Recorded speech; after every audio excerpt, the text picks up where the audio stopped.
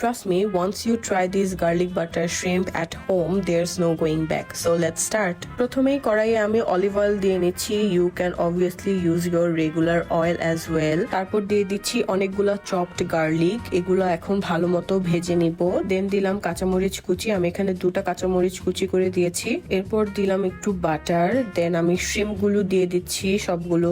Shrimp গুলো গার্লিকের সাথে সুন্দর করে কুক করে নিতে হবে। মিনওয়াইল আমি দিয়ে দিব স্বাদ মতো লবণ আর গোলমরিচের গুঁড়া। That's it. সবকিছু ভালো মতো মিক্স করে উল্টায় পাল্টায় শ্রিম্প গুলো ভেজে নিব, বাট অবভিয়াসলি ওভার কুক করা যাবে না। দেন দিলাম লেবুর রস, আমি ফ্রোজেনটা ইউজ করছি, তোমরা ফ্রেশ লেমন ইউজ করতে পারো। লাস্টলি দিয়ে নিলাম আরো 1 চামচ বাটার। আর কুক করব না, মিক্স করে ধনিয়া পাতা দিয়ে গার্নিশ করলেই রেডি হয়ে যাবে গার্লিক বাটার শ্রিম্প। এটা তোমরা এগ ফ্রাইড রাইসের সাথে বা গার্লিক রাইসের সাথে সার্ভ করতে পারো। আমি গার্লিক রাইসের সাথে সার্ভ করছি and it tastes amazing. আমাকে বিশ্বাস করা লাগবে না, do try it yourself and let me know in the comment section তোমাদের এটা কেমন লাগলো।